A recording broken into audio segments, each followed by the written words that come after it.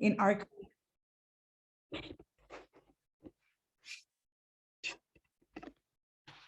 Sorry, I'm going to repeat that. I'm not sure if it was heard by everybody. Latino Coalition provides key services to survivors and service providers in our community. This is all possible thanks to the great support of organizations. Today, Dr. Virginia A. Kane, Director and Chief Medical Center of Marion County Public Health Department, is joining us to deliver the welcome remarks. It is an honor to invite Dr. Kane, one of the greatest leaders and supporters of the Latino community, to open the forum. Dr. Kane. Thank you, Ms. Lopez. And good morning, everyone. Wow, this is an exciting day. And it's a pleasure to welcome all of you to the 6th annual Latino Sexual Assault Forum that's hosted by the Latino Coalition. Now, we cannot start this event without first acknowledging that the Latino Coalition for its unbelievable work for the past 17 years. And they've been fighting successfully against domestic and sexual violence in our community and have been very effective. And I can only imagine how many lives have been impacted by the work of this great organization. And every time I'm invited, I am more than happy to accept, because I know that there are still thousands of victims who need to be helped, and that the Latino Coalition will be there when they need it. Now, this Latino Sexual Assault Forum was created to develop the awareness about the negative impact of sexual violence on Latino families and about the issues in Latino culture that is surrounding this sexual violence. Oh my goodness, but she also has an 11-month-old. I don't know how she's doing it. Cultural factors in victims' lives will stop them from reporting or seeking help. And as a result, we have thousands of our Latino victims, they live in silence. They're suffering from the traumas and the fears, and they live ignored, which is why we must change this sad reality.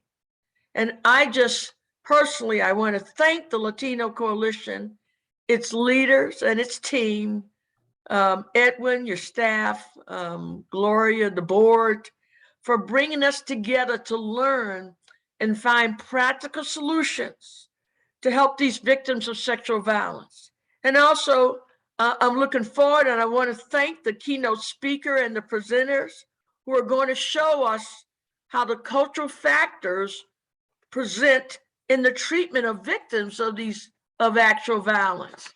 And I am positive we will learn a lot today and be better equipped to help our victims in our community.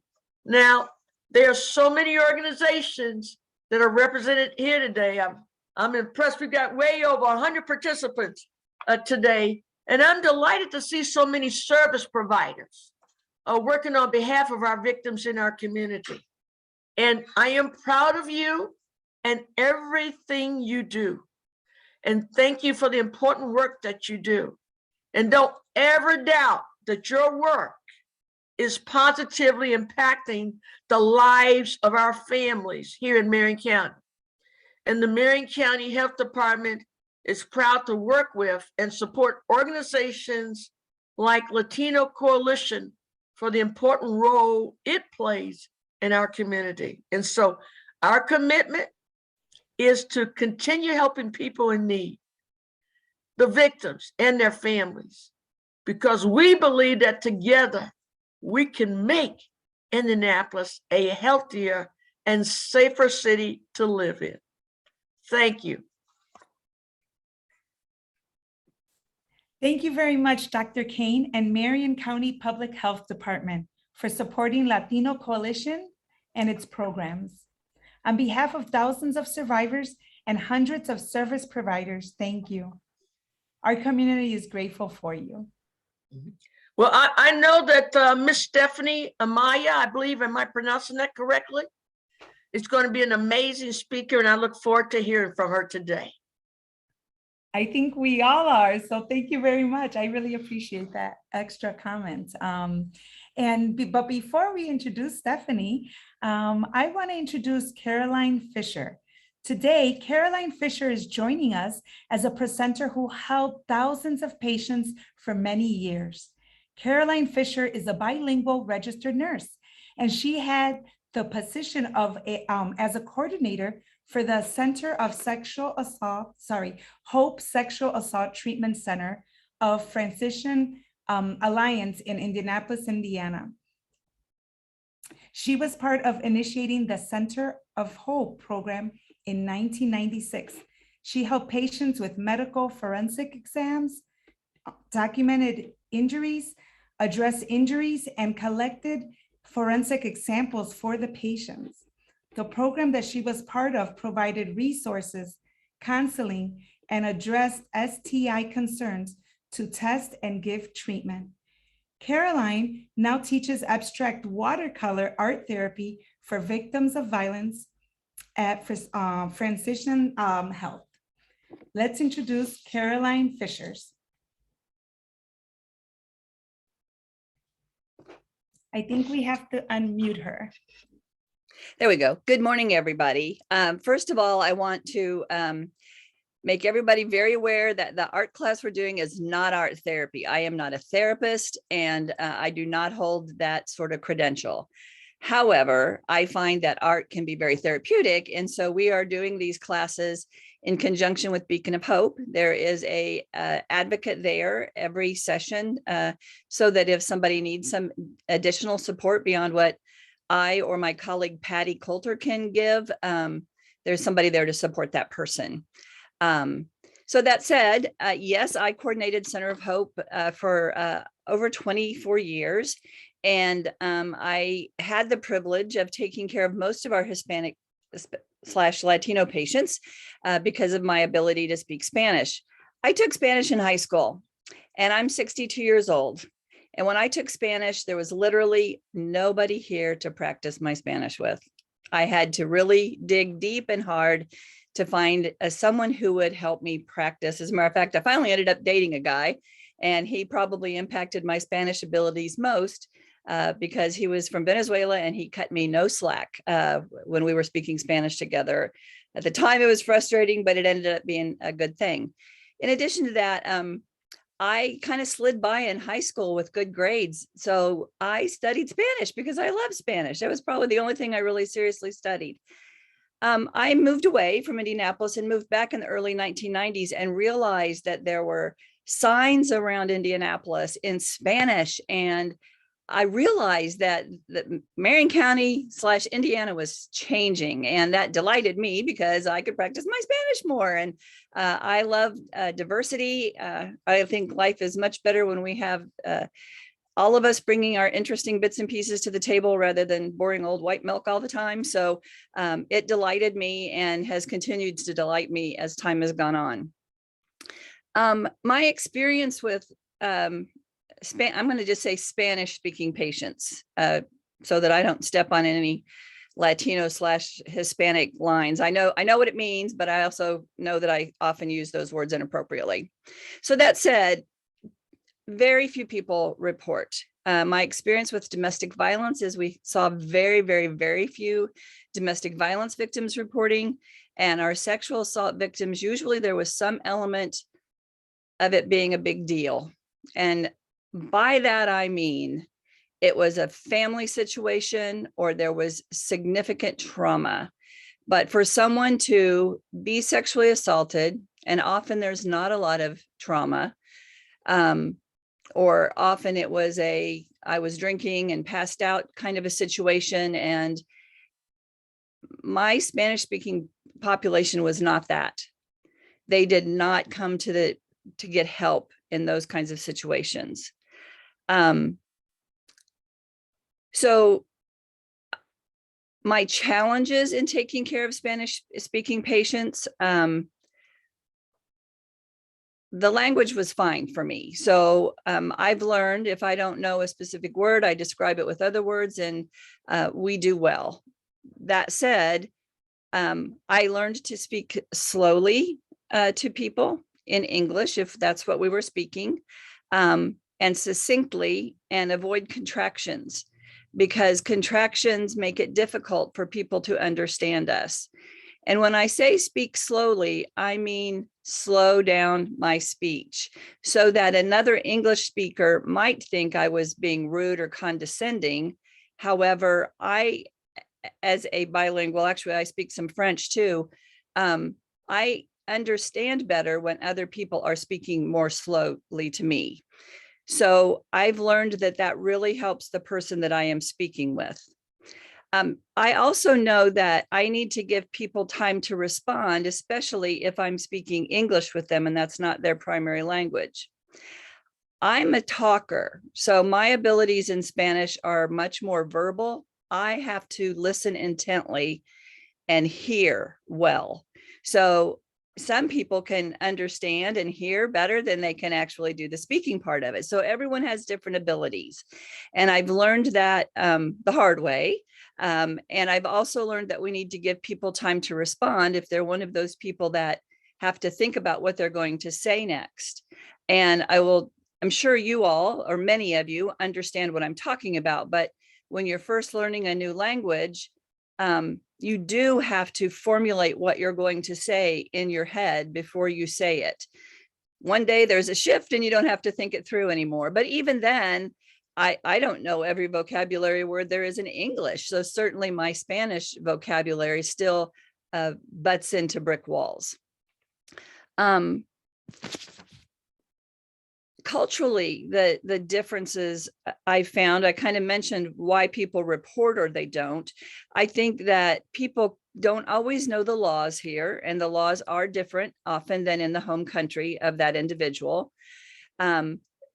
Sometimes the mores or the values are different in the home country than they are here.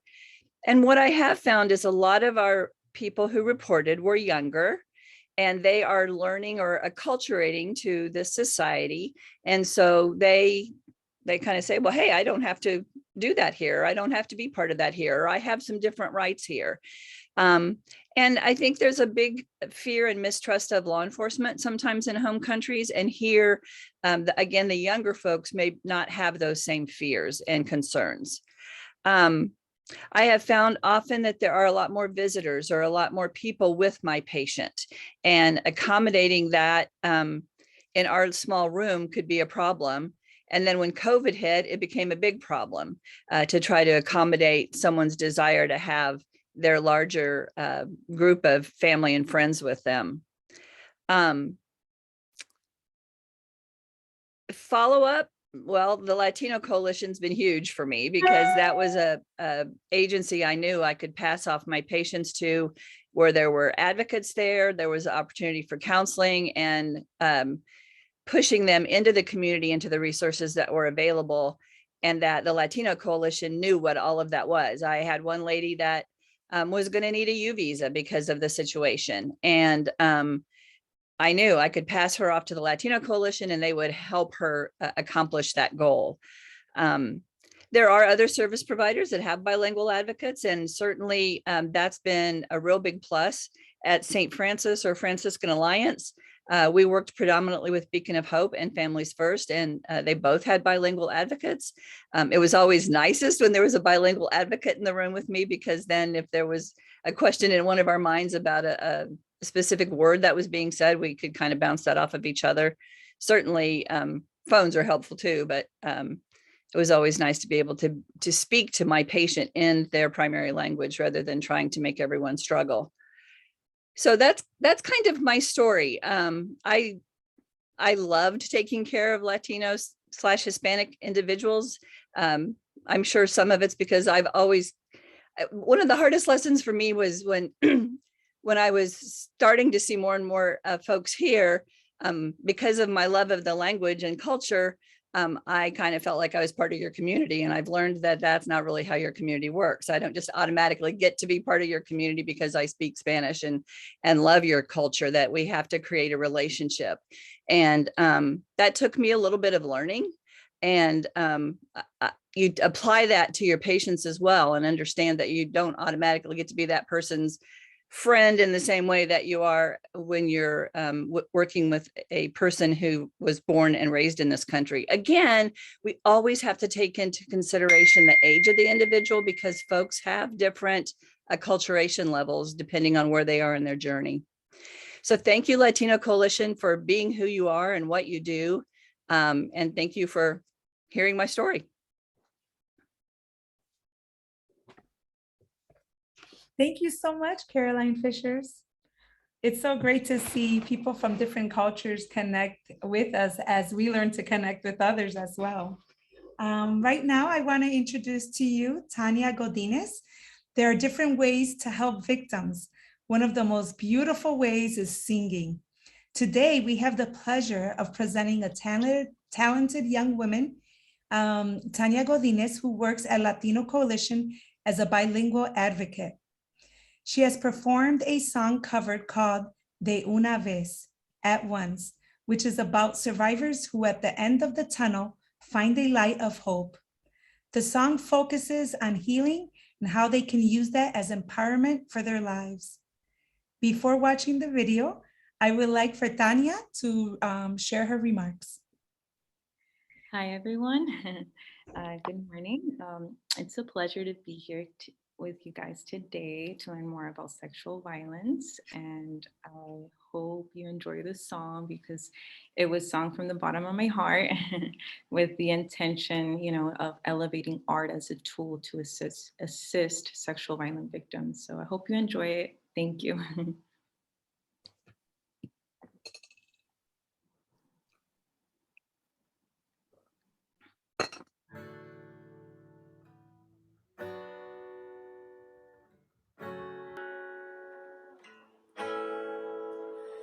Ya no duele como antes, no. La herida de tu amor sanó de una vez por todas. Soy más fuerte sola. Es que no me arrepiento del pasado. Sé que el tiempo a tu lado cortó mis alas, pero ahora este pecho es antibalas. No te tengo a ti, te tengo a mí. No es para que piense que tú eres patina. Yo me fui para que no se te olvide que una muerte como tú se revive. Cuando se seque el último mar, es cuando empezará a regresar. Estuve entendido en lo que siento, ya no estás, qué bueno es el tiempo. Estoy cura de ti, te digo ya. Ya no te siento a ti, no te siento ya. Nunca supiste, no me supiste valorar. Y de una vez por todas, soy más fuerte sola. Es que no me arrepiento del pasado. Sé que el tiempo a tu lado cortó mis alas, pero ahora este pecho es antibalas.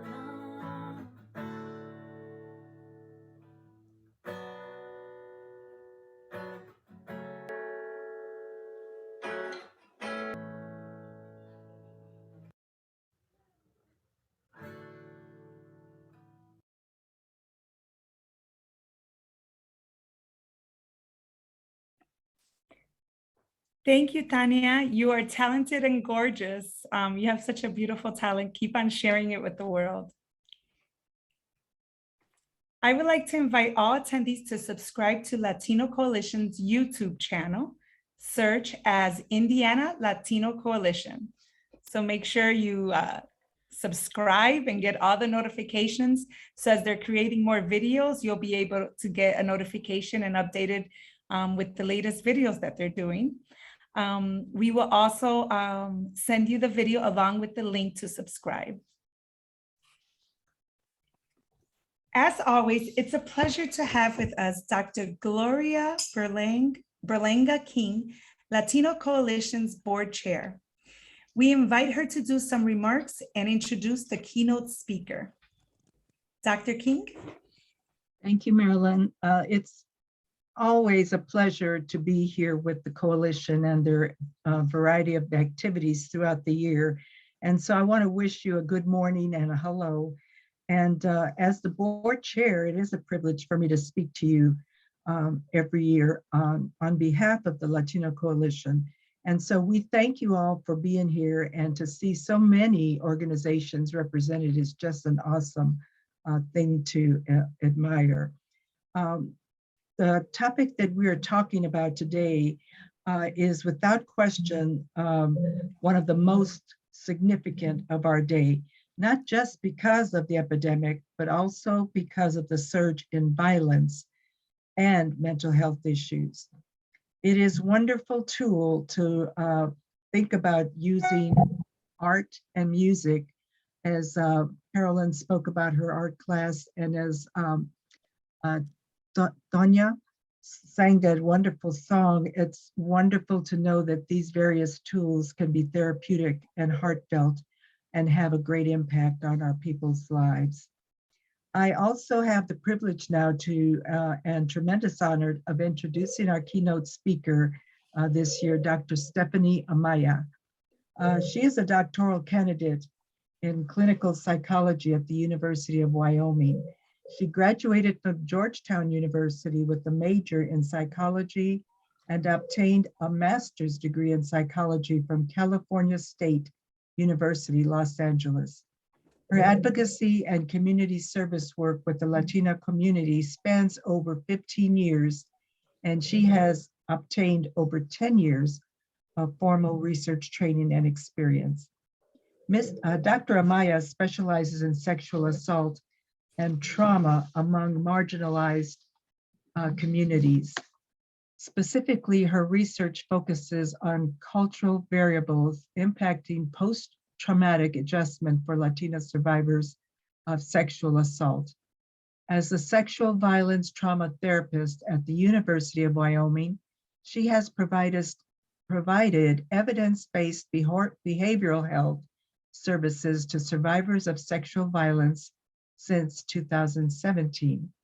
She has partnered with agencies that provide services to individuals and families impacted by sexual violence to lead cultural sensitivity training seminars and facilitate domestic violence and sexual assault survivor support groups. We want to welcome together and listen to Dr. Amaya's presentation this morning. Thank you so much for being here.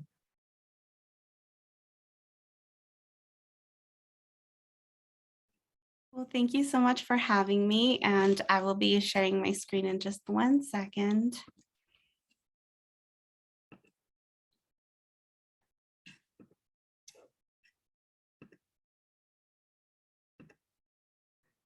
Okay, can everyone see the presentation screen? Great. Well, good morning, everyone. I want to thank the Latino Coalition and all of you in attendance for inviting me to talk about the ways in which Latino cultural values impact survivors of sexual assault and how we can leverage these values to improve our services, whether we're in the medical field, law enforcement, or mental health fields. As you can see, we have several topics to cover. I want to start with a general overview to get a sense of the problem of sexual violence and how we can start to address some of those current barriers for Latina survivors so that they can access the help that they need. And then I'll talk about sexual assault. I'll start with a brief refresher about experiences and difficulties that survivors generally have. And then I'll focus in on how these experiences might be a little different for Latina survivors, along with several strategies that we can use to adapt our services so that we can be more responsive to these cultural factors. And I'll touch on how this applies to domestic violence. That will be a little more brief though. And finally, I want to close with some coping strategies that we can use as providers to make sure that we're also taking care of ourselves. But before we get started, I want to make one quick disclaimer. Throughout the presentation, I will largely be referring to Latina cisgender women survivors. And that's because the literature right now on this topic is very, very new. So it's still very gendered, meaning that there isn't much research on how these values interact with cis men, gender nonconforming, and LGBTQ survivors in the Latino community. So I wanted to take a moment to acknowledge this limitation in the research.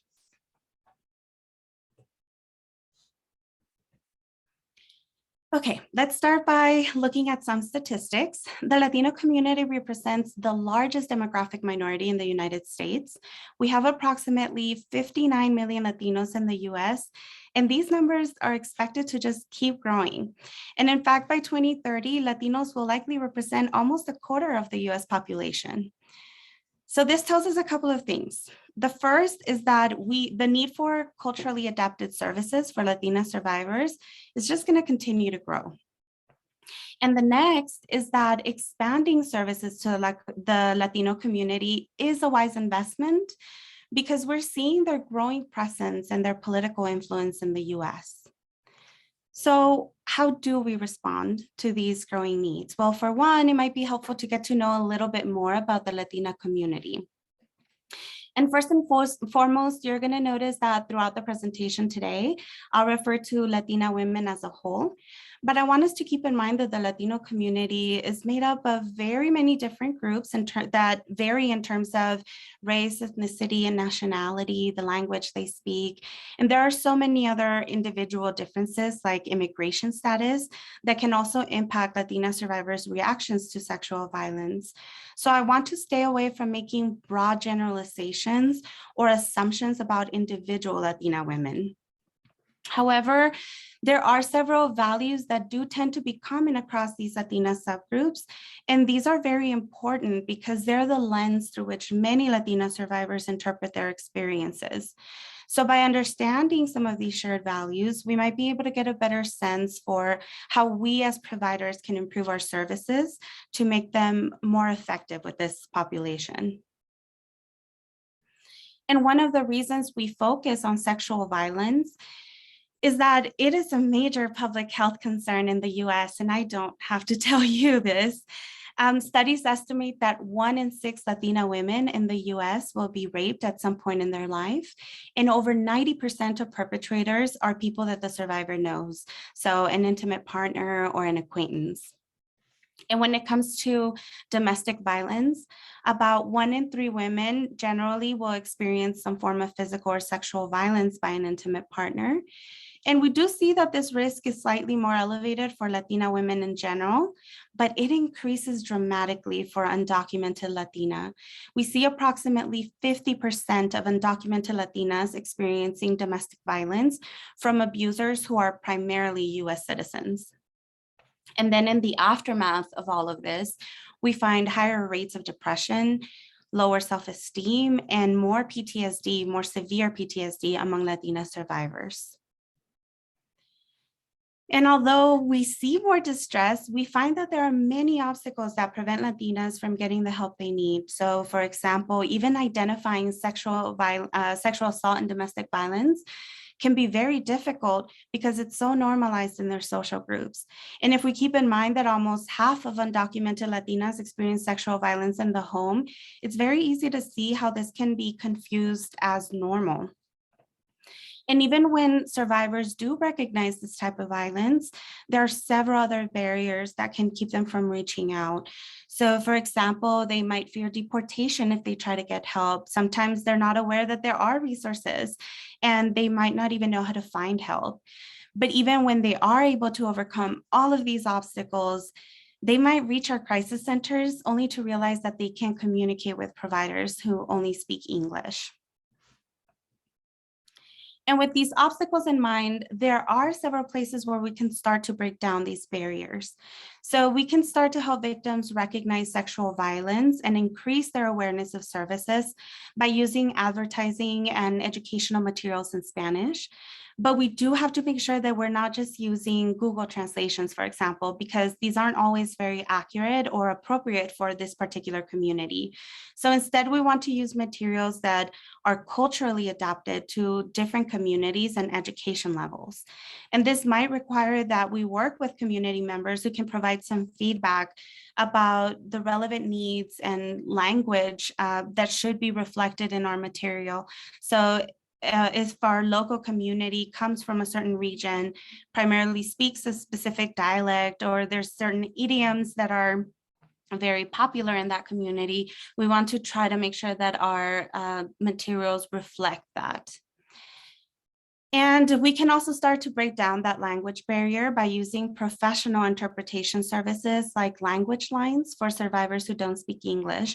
And that's because interpretation requires training. There's often so much that can get lost in translation when we're using untrained staff, or worse, when we're using survivors' children's or their friend to communicate with them, because the survivor might not feel comfortable to disclose a lot of important details, and we cannot guarantee confidentiality if we're not using our own personnel.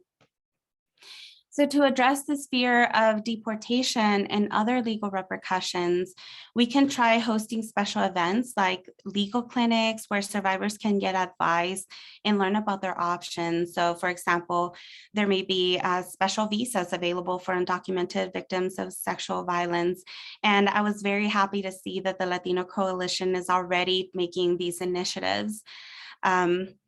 We also want to try to make reporting services a little more easy to navigate and less threatening for our Latina survivors. And finally, lobbying and political advocacy with local and state governments is absolutely key. The suggestions that I mentioned above are only like a place to start, and there is so much more that needs to be done to adapt our services, but all of these efforts require funding. So we need to get involved politically to make sure that addressing sexual violence within the Latina community becomes a priority for our local representatives. Okay, so we started talking about accessibility of services at a system level, but how do we help Latina survivors at the individual level? As I mentioned before, we'll start by focusing on common reactions to sexual assault as a refresher before we start focusing on Latina values specifically. So first, to understand victim reactions, it's helpful to understand what happens in the brain during sexual assault. Exposure to extreme trauma like rape activates a lot of different regions in the brain that are in charge of producing stress hormones and many other physical reactions. And these reactions happen automatically without much thought or deliberation at all. And this is good because these reactions help us to survive. But there are some negative side effects, so to speak, because they are so automatic in nature.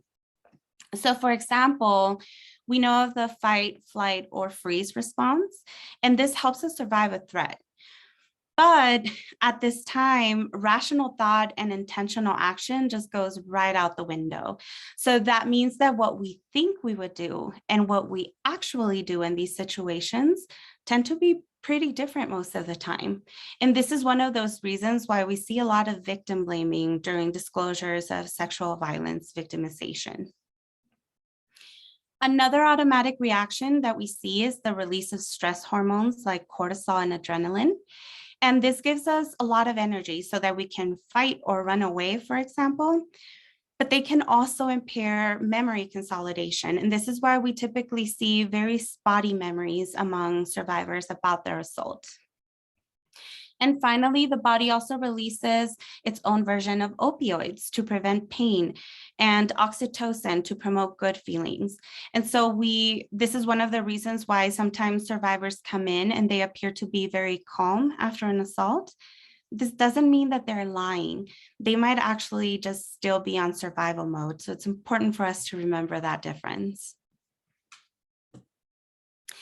So what does this mean for the services we provide? First, as advocates and mental health professionals, we start by believing the victim 100%.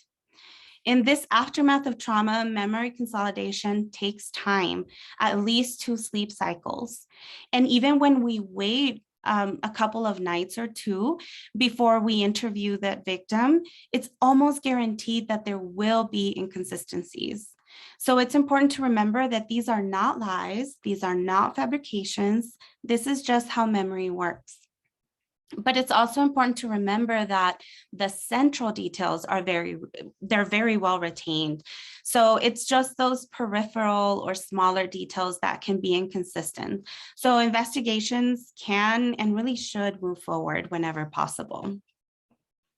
And we also want to make the victims feel comfortable when they take this very brave step of reporting or seeking services with us.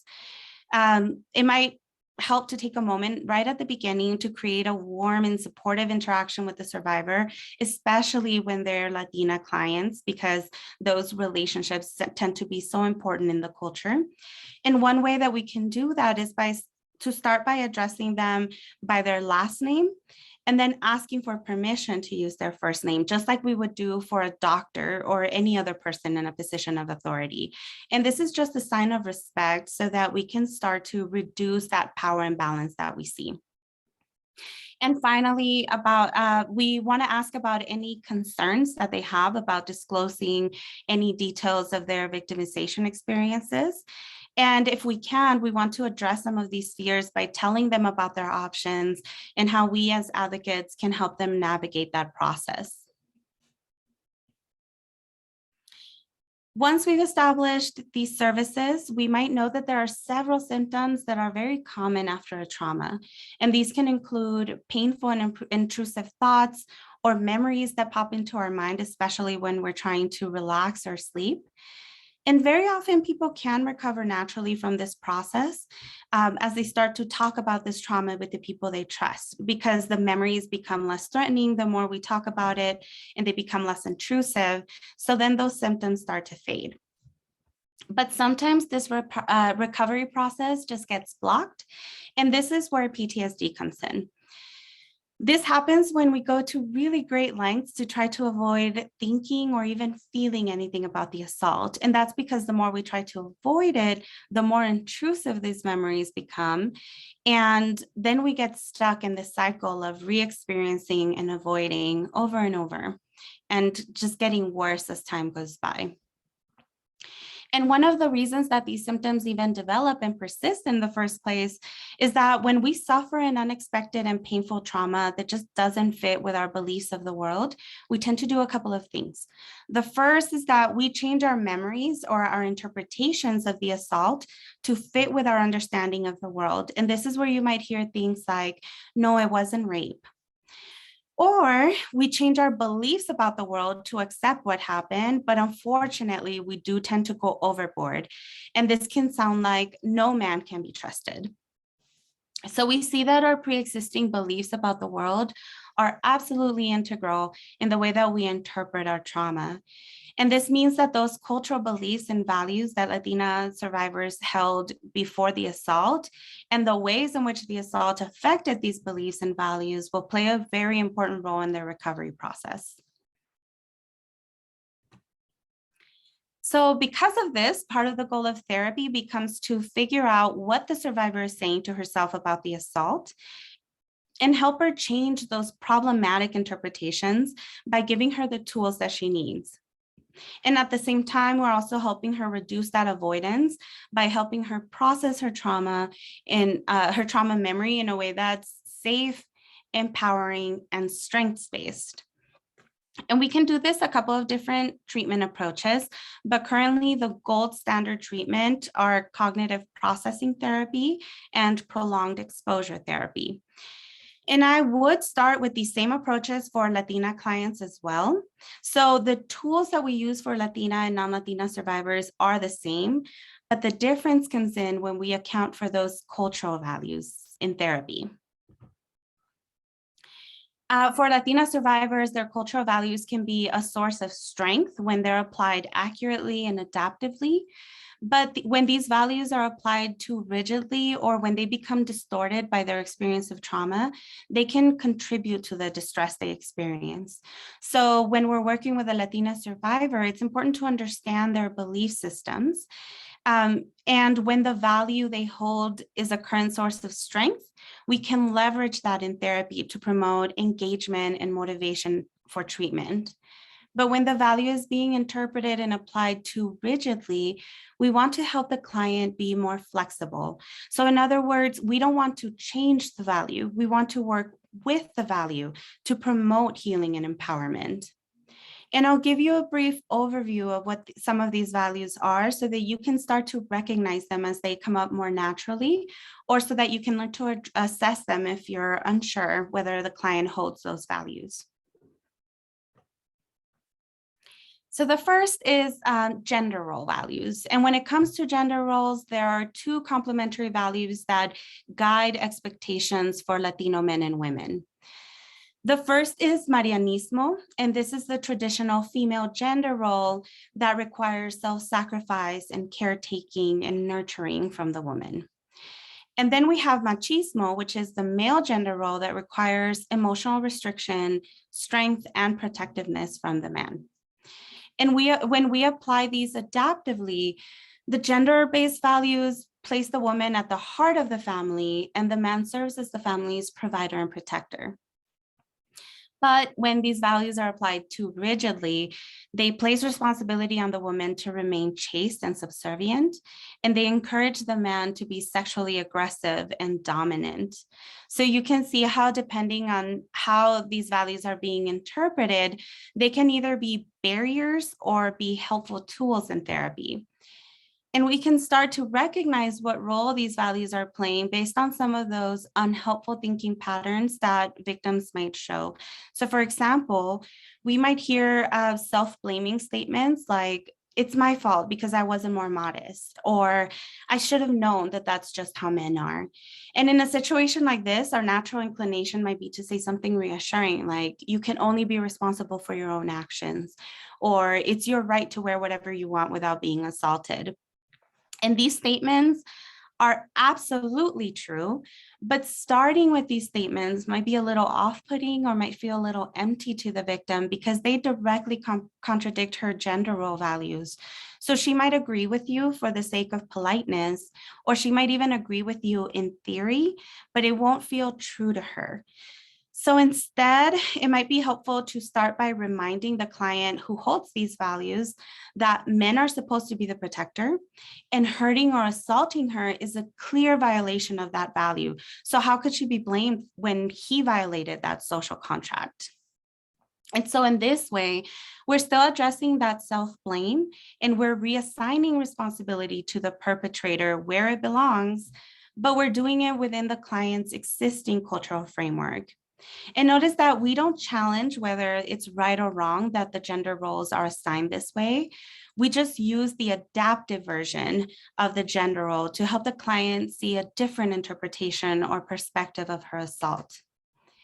And then later on, once the client has really internalized these more adaptive versions of the value, and once you have a strong therapeutic relationship, you might be able to introduce some of these more mainstream ideas about gender roles, but we introduce them not as the right way to think, just as a different perspective for her to consider. So for example, I wouldn't say, you should be able to wear what you want, but instead I might change it a little bit and say something like, a lot of people believe that women have the right to wear what they want without being harassed. What do you think about this? And so you're opening a dialogue.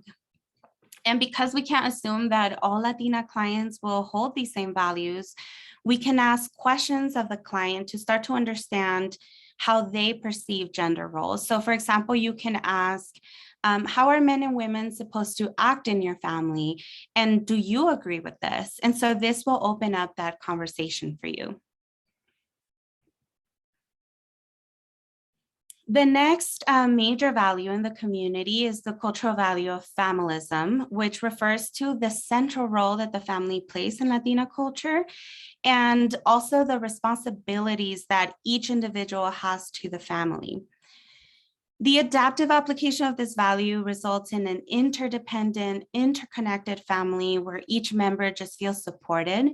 So in essence, it's like an unconditional support network that's built in for you, where the whole family succeeds or struggles as a unit, and each person contributes equally to that. And if you think about it, although there is a lot of responsibility that comes along with this role, there's also such great comfort in knowing that you will not fail alone. And there is so much joy in celebrating your own successes with people who are equally invested, equally happy, and who are also benefiting from your achievements. But when this value is applied in a way that's too unbalanced, that individual might become overburdened. They start to neglect their own needs to protect the family, and they might even neglect their own safety for the needs of the family. And so we can see how a perpetrator can exploit this value to coerce a victim into sexual acts and into silence afterwards. So how might this present with Latina survivors? Well, you might hear that the client would rather suffer in silence than make the family look bad. And they might worry that disclosing their assault about in any related distress that they're having could represent a betrayal of the family, especially when that perpetrator is part of the family. And one other common thing you might hear is, what would my family what would it do to my family if I said anything? So in other words, wanting to spare their family any pain or guilt. And you might also hear their distress being described in terms of their inability to fulfill their roles in the family instead of their own subjective feelings. So instead of saying, I'm feeling irritable since the assault, you might actually hear them say, I'm not being a good mom anymore, or I'm failing my parents, or I'm being mean to my siblings. And so again, our mainstream US American values would have us encourage the victim to put herself first.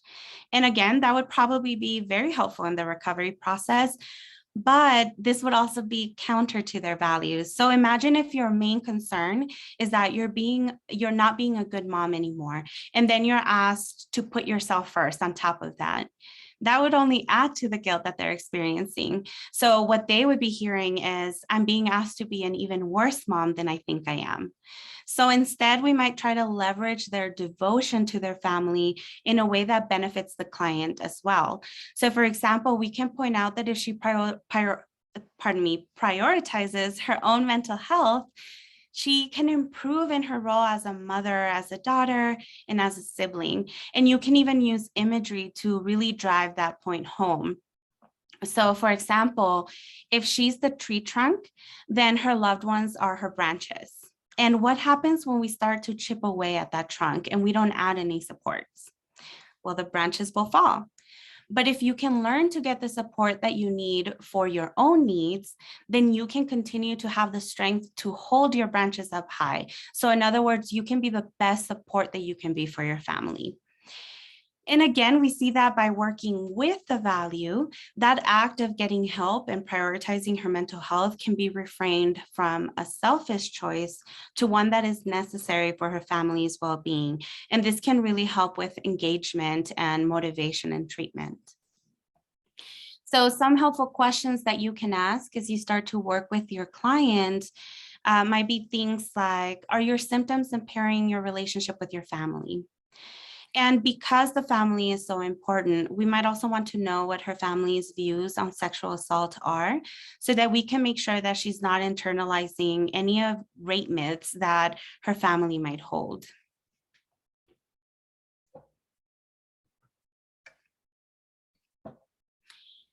Religion and spirituality also play an important role in Latina worldviews. So just to give you a few stats, approximately 70% of Latinos identify as Catholic, and the use of faith healers is not very uncommon, regardless of the religion they practice. And this is why sometimes Latina clients might assign supernatural causes to their experiences, like this was divine punishment or a hex. So we really should be careful not to pathologize these spiritual beliefs. So this is faith, it's not delusion or paranoia. And because of this very strong influence in the culture that religion plays, There's various shared worldviews, even among Latinos who don't practice any specific religion.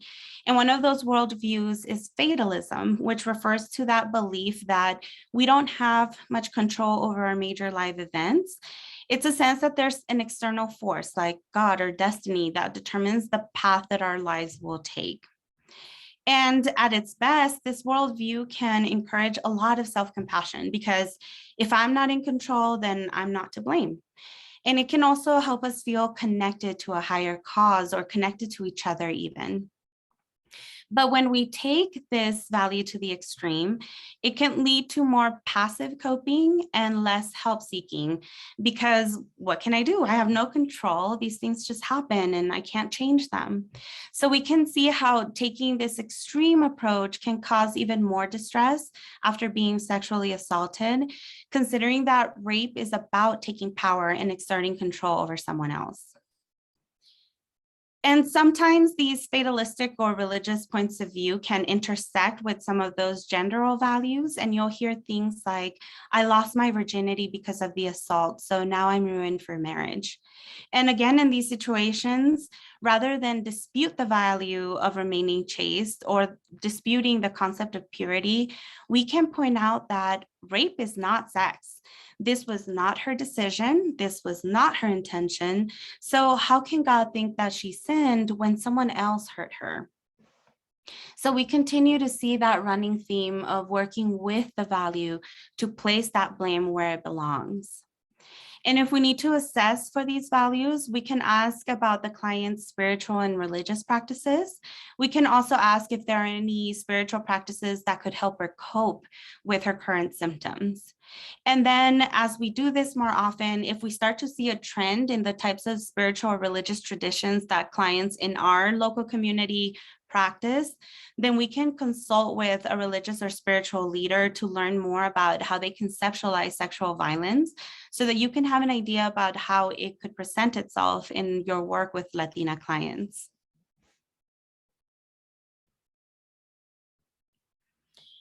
So one thing that you might have noticed throughout all of these examples and recommendations is the importance that relationships in the Latino culture have. And this usually holds true both for personal and professional relationships. So because of this, there are several norms that guide our interaction styles. And one of the most important ones for us to consider as service providers is this deeply held value of respect. And respect is usually shown by being polite and courteous to figures of authority or to experts. So often Latinos will agree with experts' opinions to avoid conflict or to not appear rude, even when they completely disagree with what that expert is saying, or even when they know it just doesn't apply to them. So as service providers, we are seen as the experts. So you can see how easy it would be for us to push clients into doing something that they're just not ready for, like disclosing their assault or reporting their assault, and not on purpose. So because of this, we want to be careful about how we present the client with their options. So are we showing our bias? Are we spending more time on one option and acting more enthusiastic about the choice that we like? So this does require self-awareness on our part, but we also have to be attentive to the client. Does she seem hesitant when she agrees with us? Did she immediately change her mind when we made a comment to her? And because of this delicate balance that we're trying to strike, we can look for ways of reducing that power imbalance. And one way of doing that is by incorporating personalism into our interaction styles with the Latina client. And personalism refers to that warm and genuine connection that two people have, even in professional settings. So we show this warmth by showing the client that we care about her as a whole person and not just as a victim or survivor. So we can ask about things that are important to her outside of that relationship. So how's your son's soccer game? Or is your mom feeling better after her cold? How was your job interview? Things of that sort. And this is an important part of the service that we provide. So it might be helpful for us to work in some of this informal time into our appointments with the client. So for example, a typical session with me for trauma work lasts about 50 minutes. And then I have 5 minutes at the beginning to just chit chat with the client and 45 minutes of active therapy. But when I'm working with a Latina survivor who values personalism, I double that chit chat time. So I have 10 minutes of informal conversation at the front end and 45 minutes of active therapy. So when I'm working with the Latina survivor, she starts to recognize that I care about her as a whole person, that I am committed to her whole mental health. And even though it does take me a little bit more time session by session, it really builds that trust, it adds that comfort, and it really makes that client feel valued. And when they know that I am committed to them and to their treatment, then they're also more likely to engage in therapy as well, even when what I'm asking them to do is difficult. And so those are the main values that we want to try to keep in mind as we're working with Latina survivors. And in your presentation, I just added a table that is an excerpt from a publication that my advisor and I wrote on these cultural considerations. So a lot of the information that I presented comes from there. And if you want to know a little bit more about it, I welcome you to look at it. And if all you want is a summary of the information that I presented to you, then you can use this table for that. Okay, so we had a chance to talk about Latina cultural values in the context of interventions for sexual assault. I want to point out that all of those values that we talked about are also going to impact how victims interpret domestic or intimate partner violence. And those interpersonal interactions that I talked about, those styles also apply to our interactions with victims of domestic violence. But there are a couple of differences in what abuse looks like among undocumented Latina women. And I'd like to point those out very briefly. I know that the power and control wheel might be difficult to see on your screen, but I included it at the end of the PDF of the presentation so that you can see it a little bigger, and also in Spanish so that you can use it with your survivors. So the power and control wheel is a diagram that helps identify the most common behaviors that abusive partners use to exert that power and control over their partner. And you see that power and control right here are at the center of the wheel because the goal of abuse is to exert power and dominance to keep that control in the relationship. And then these outer layers, they show the tactics that abusers use to maintain that power, that pattern of intimidation. And with undocumented women, we see there's an added layer right here in purple. And this is because the abusive behaviors that abusers also use aim to exploit that immigration status. And this can look like making threats about immigration, isolating her from people who speak her language, even keeping her from learning how to speak English. They might be using racist slurs. They destroy important documents like passports from her country of origin so that it's more difficult for her to leave or to pursue other opportunities like trying to get a work permit or citizenship. So it might be helpful to assess for these means of control and abuse so that we can try to help the client identify resources that can help. And to let her know that just because this is going on, it doesn't mean that she's out of options. And I think I mentioned a little earlier that the interventions that we use with victims in abusive relationships is a little different than the tools that we use with victims of sexual assault. And that's partly because even though victims are clearly in distress, and sometimes they even show very similar symptoms to victims who experience sexual assault, what they're experiencing is not post-traumatic stress disorder if they're actively in danger in their abusive relationship. So for one, there is no post because the abuse is current. And there's no disorder because these reactions are a natural response to that ongoing threat. And because of this, there are currently no evidence-based supported treatments that are specific to domestic violence and intimate partner violence, because there's no uniform goal in our therapeutic work with our clients, since each situation is just so different. But we do have strategies that we can use. So some of our work can include helping the client clarify her own values and her personal goals outside of the relationship, helping her build her self-esteem and build her social support. So in other words, we want to help the client prepare for change by helping her rebuild those parts of her life or those parts of herself that have been controlled and limited in the relationship. And this is where understanding those cultural values comes in, because we want to make sure that we're honoring those values in our work together. Okay, so finally, I want to acknowledge that the work we do, even though it's so deeply rewarding, it can also take a toll. And this can lead to professional burnout or vicarious trauma. So I want to take a moment to talk about the signs and how we can start to address it. So in other words, I want to talk about how we can feel kind of terrible sometimes and still love what we do. And if this just looks really familiar or just feels really true to you, then you might be experiencing symptoms of compassion fatigue, which is the sense of apathy, fatigue, feeling like your work doesn't matter. And then you start to realize that even though you used to love coming into work, now you even dread it sometimes, or sometimes you find yourself hoping that people will cancel their appointments or that they won't come in. At the same time, you could be experiencing vicarious trauma.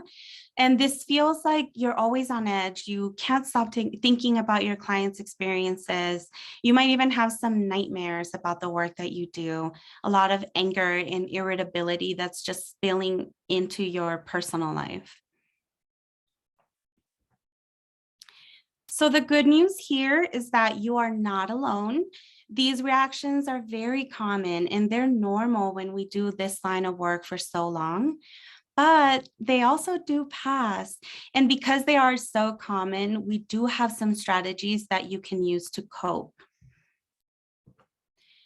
So I won't go through all of these strategies because I do want to leave some room for questions at the end. But, and I just wanted you to have this list so that you can have some strategies to try out yourselves.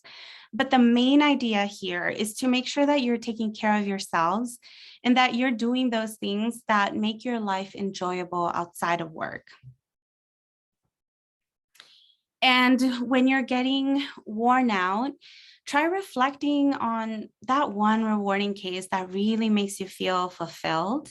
And especially when you have a lot of difficult cases where you start to feel like we just haven't helped at all.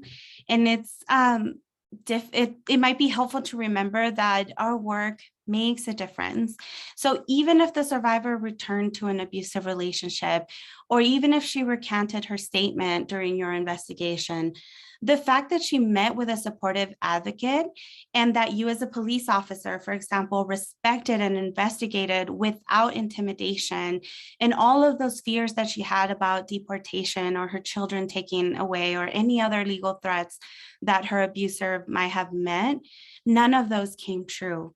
And so all of these things will help her as she continues that process of reclaiming her life. And it is a process. So your kindness does matter, and it's important for you to remember that. And so at this time, I want to thank you all one more time for having me and want to answer any questions that you have. Thank you so much, Stephanie. I really appreciate the amazing presentation. I'm sure a lot of people have lots of questions and they can learn a lot from you. So what I would like for people to do is, if you scroll over your mouse over the screen, at the bottom, there's a section where it says reactions. And so you can use the clap symbol if you want to ask a question. You will have to unmute to ask. So any questions out there for Stephanie Amaya?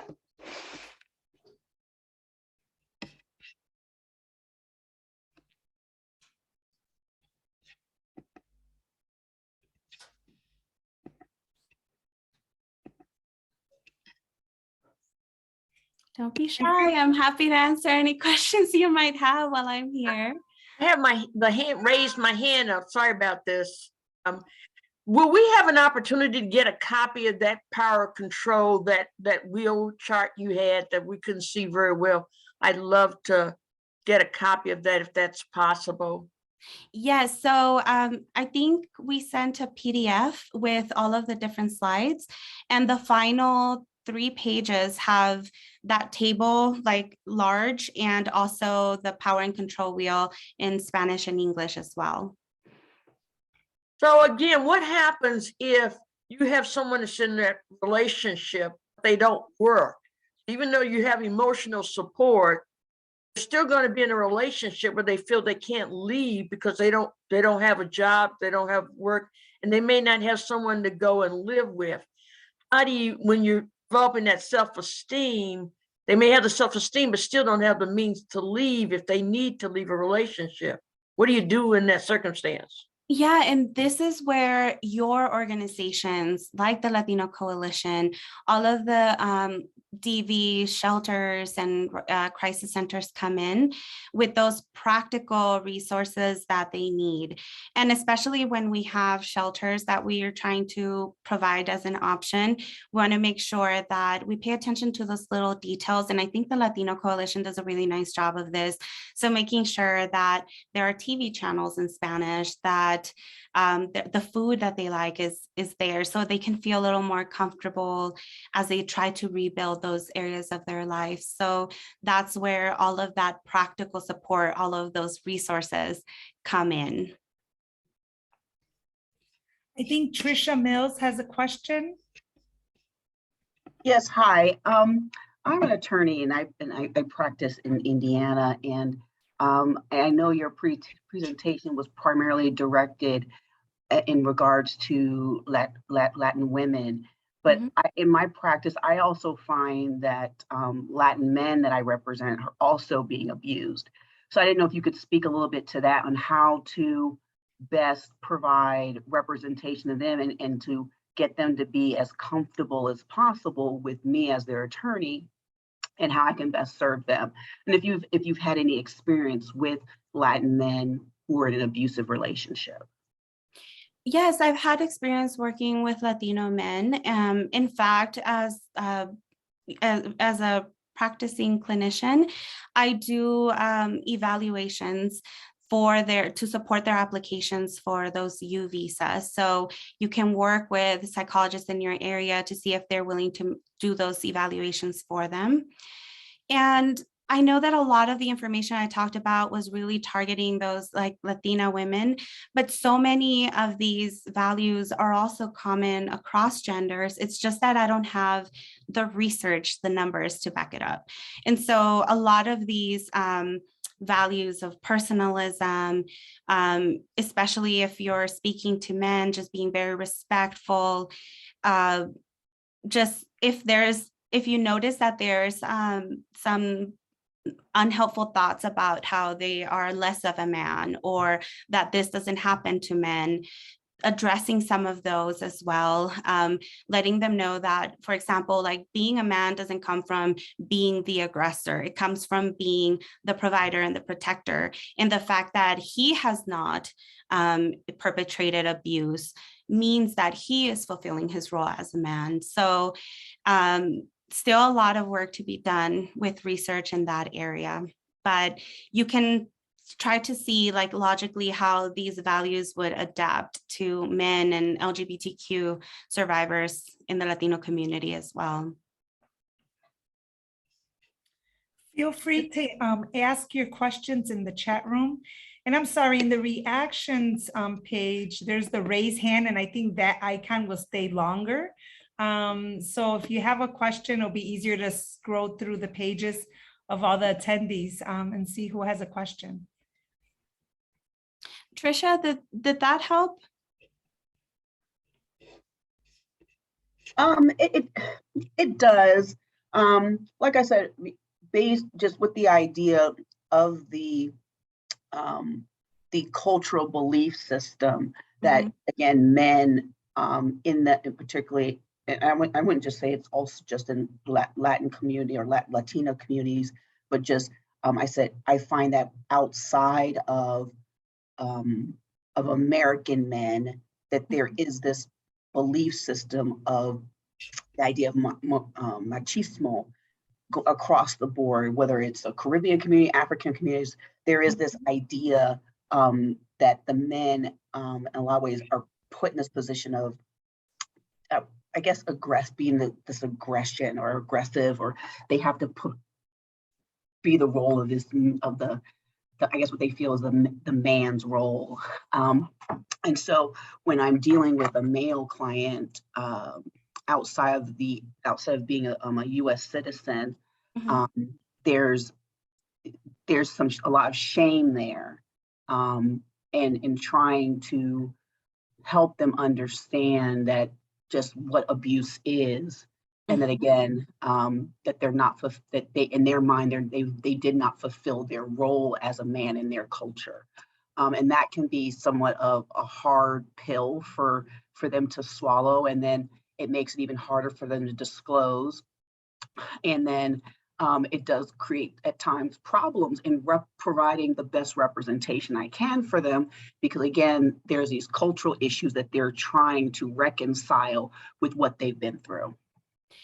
Absolutely. And I think this is where I really encourage forming partnerships with local agencies that have advocates who are familiar with these issues, forming partnerships with psychologists, because often some of these special visas like the U visa require that the survivor identify themselves as a victim.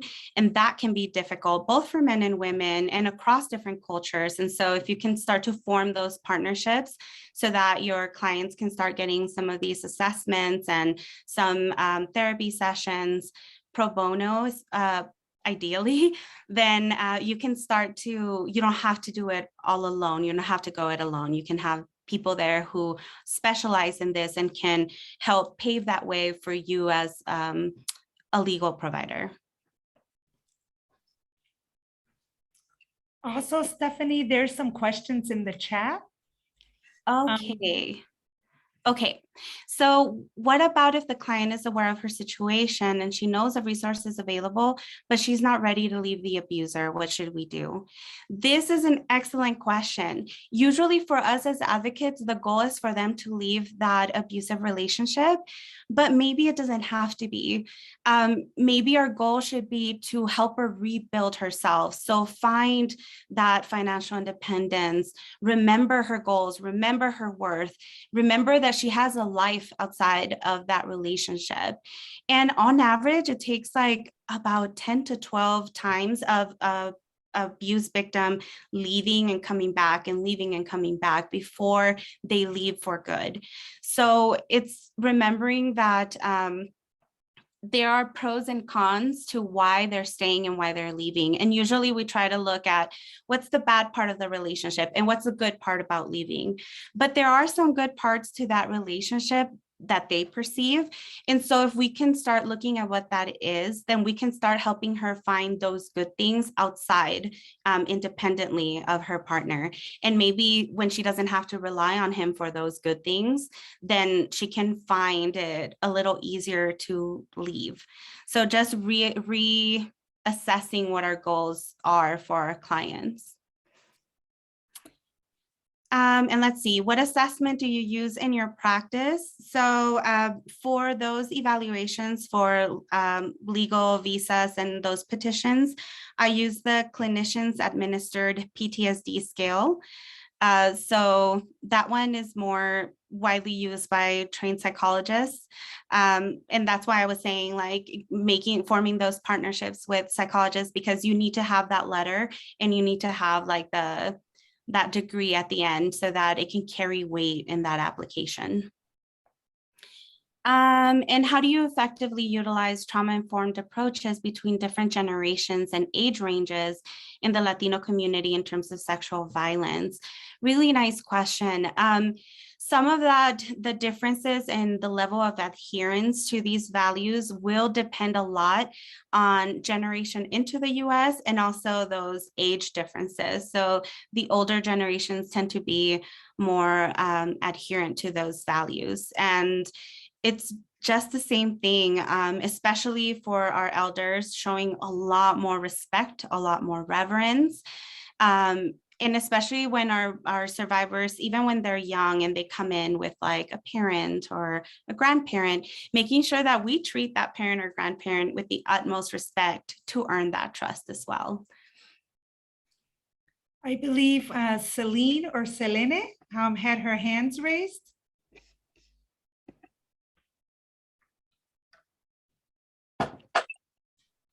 Yes. I just had a question. What if a person wanted to get therapy help, but she isn't able to find it anywhere due to her being older than 18?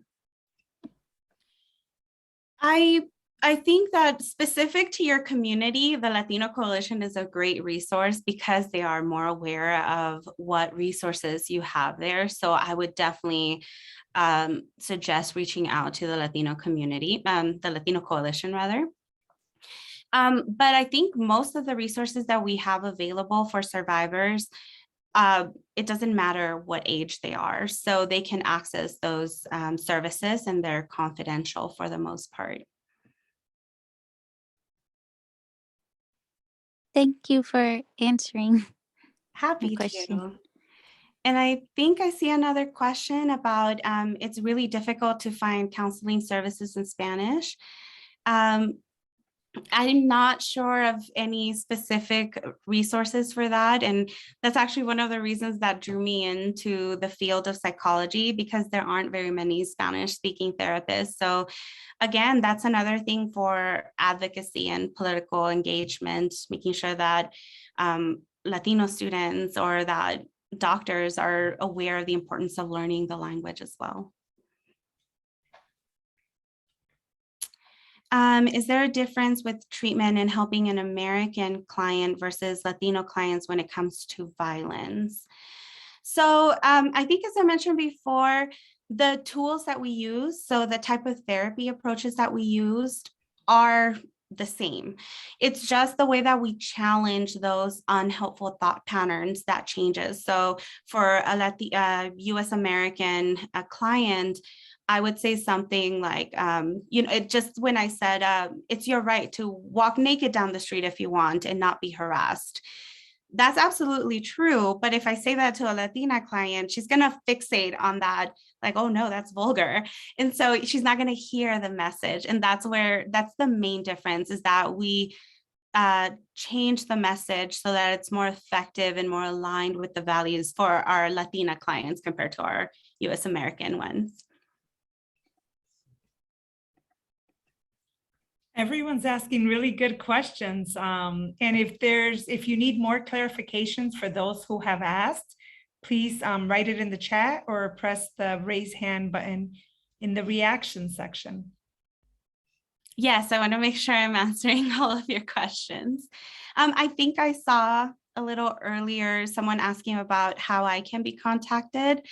I can share my email with the Latino Coalition, and maybe they might be kind enough to just pass that out a little.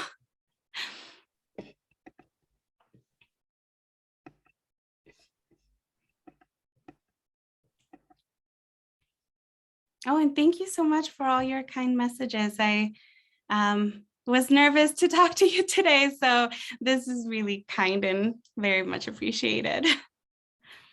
I do have a question for you, Stephanie, as we're waiting for others to write questions. You talked about compassion fatigue, right? And I think Yes. fatigue is a big word because we can get fatigue in so many different areas in our life.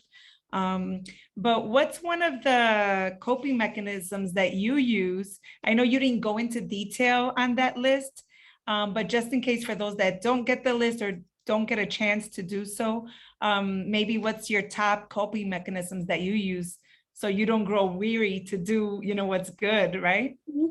Yeah, thank you for that. So it really does depend. And I know that psychologists always say this, but it's true. So when I'm feeling like I'm just so exhausted, then I will take a day off and I will sleep and I'll make myself a home cooked meal. When I'm starting to feel like, this world is just so heavy and I feel so just burdened, I go hang out with my little nephew. And it's really hard to feel depressed when you're listening to a trumpet recital. So doing those things that remind me about the joy of life. And then when I start to feel like I don't want to do this, or I don't even think it matters anyway, I remember one particular client who I worked with 2 years ago, who at the end of therapy said, I feel like a weight has been lifted from my soul. And that to me has been one of the most rewarding experiences of my life. I still get a little teary. And it's so hard to feel like nothing matters when you remember that person, like that one person who's touched your heart like that. So all of these things, it just depends on what you're feeling and what you need at the moment. Thank you. I think Julie Osborne has a question. Thank you. Stephanie, thank you. This has been invaluable information. And I just want to thank all of the healthcare workers out there. My daughter at 17 was raped, and she's a survivor now. And one of the challenges, and so everything you're doing is so important. I can tell you that from a parent standpoint. And I'm going to start crying here, but one of the challenges that I had, and I'm very interested in knowing if this is the same in the Latino community, is family involvement. So when you've got a child, I think I loved everything you said about cultural differences and the family being more involved. Are the families more involved? Because through the process with my daughter, we were kind of shut out of her healing process, which was actually terrible. And I'm just very curious how different that might be, because I think it's so important that family is involved in the healing process. I agree that having family involved can be very, very helpful and really promote that healing. But there's a caveat. If the family holds a lot of these very rigid gender roles and some of those rape myths or a lot of victim blaming surrounding sexual assault and domestic violence, then it can be more hurtful than helpful. And so we give that decision to the client. It's as often as we can do it, where it makes sense, we want to give the client power and control to dictate her treatment. Because again, like sexual violence is about taking that away from someone. So if the client wants to bring in their family, then there's definitely a place for them. We can talk about how the survivor wants to feel that support, what fears they have, about what their family might think, and we can navigate those relationships or those conversations. But at the end of the day, it really should be left up to the client. She knows her family best, and she knows herself best as well. So that's a maybe.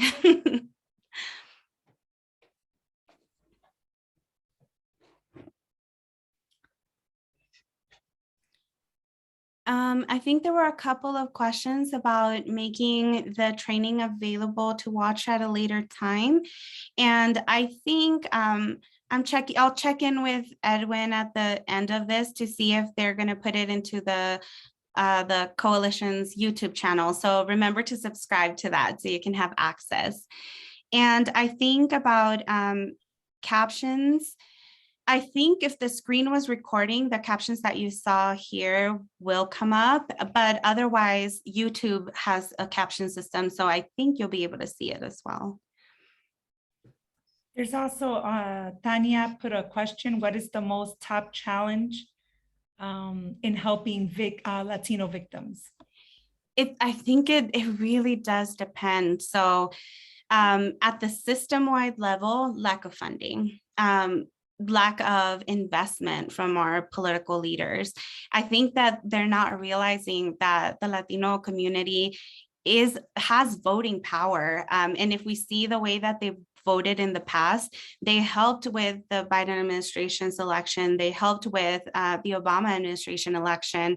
So there is a lot of voting power there that's being untapped.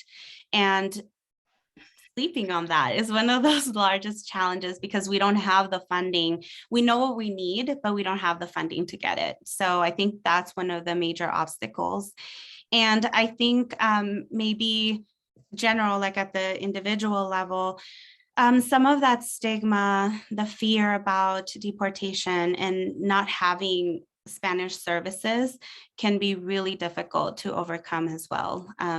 In the state of Wyoming, I think there's 2 or 3 psychologists who can provide therapy in Spanish, and only one who specializes in sexual assault. So I think that's a really big obstacle right now.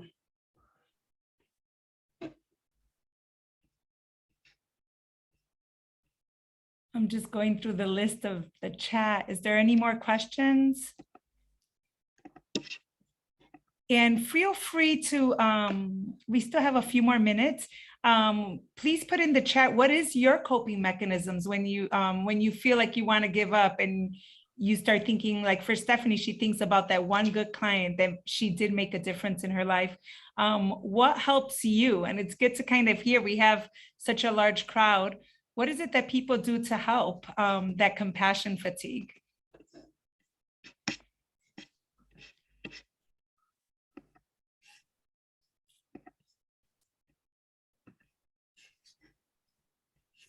Tanya, did we answer all your questions? Yes, yes. Okay, perfect.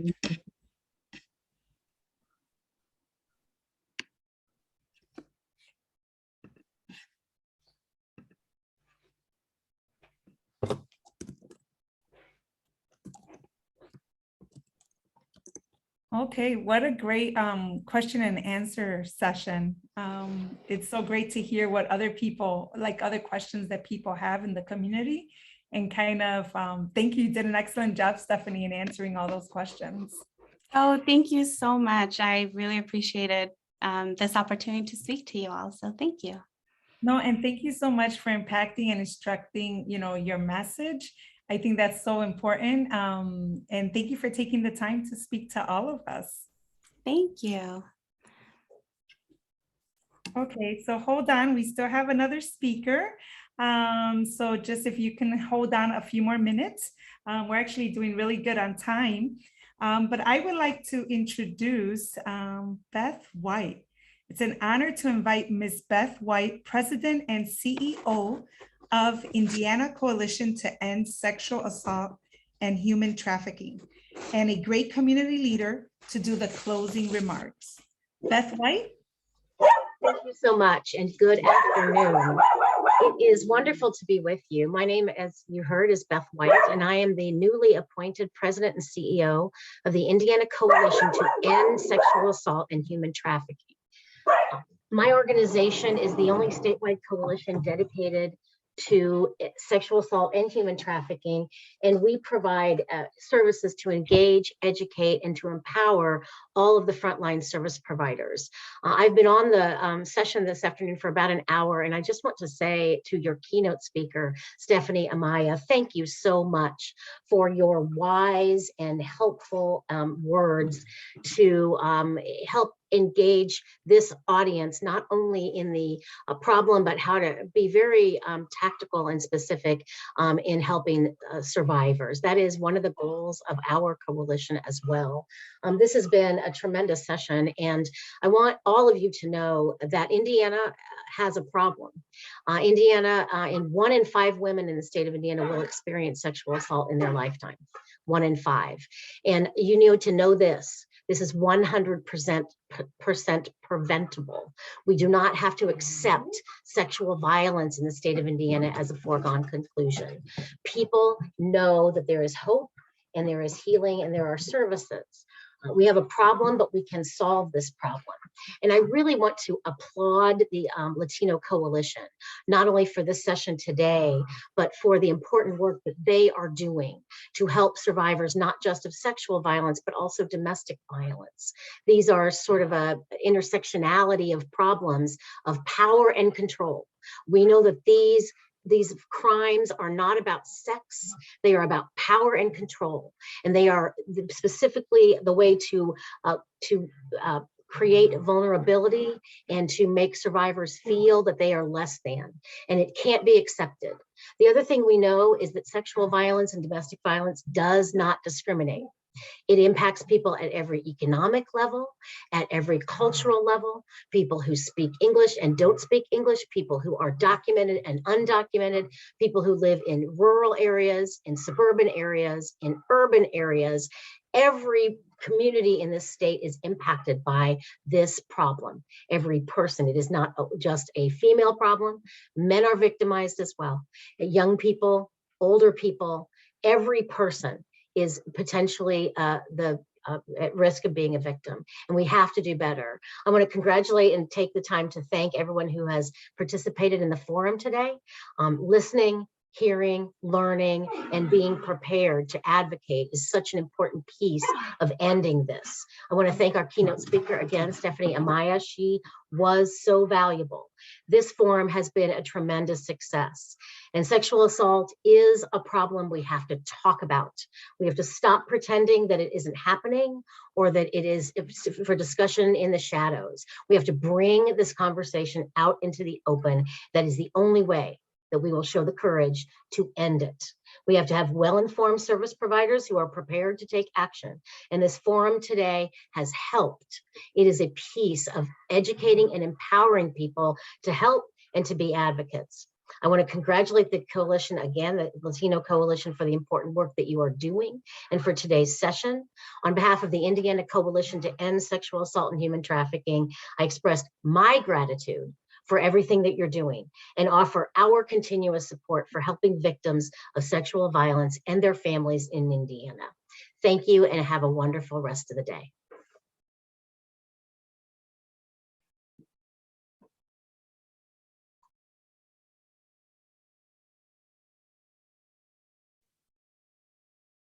That was great, Beth. Thank you so much. Thank you, Dr. King. It's great to see you. See you too. Marilyn, you're on mute.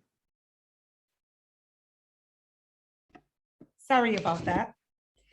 Okay, so I want to say thank you so much, Ms. Beth White, for the amazing closing remark and just encouraging us that there's a lot of work to be done still, right? And we do need more advocates.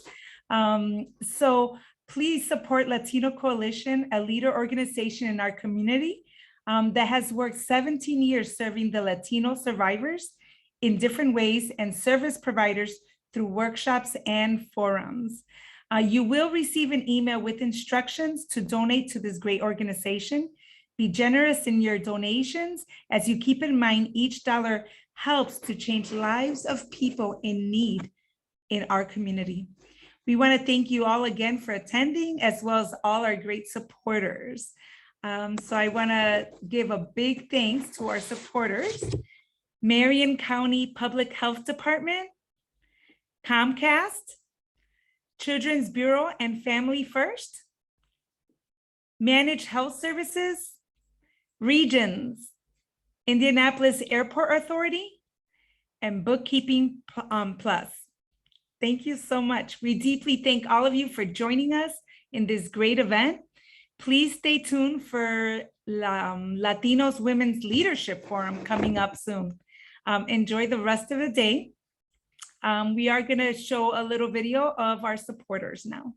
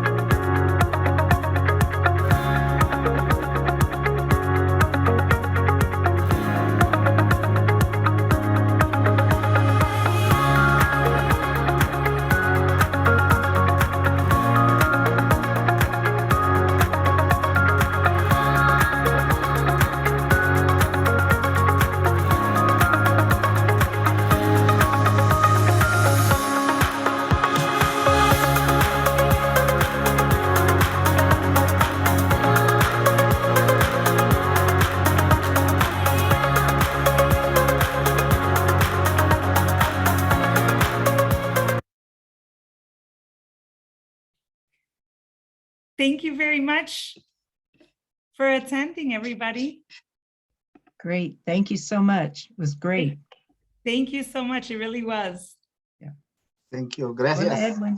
Hasta luego. Gracias. Thank you. Okay. Thank you.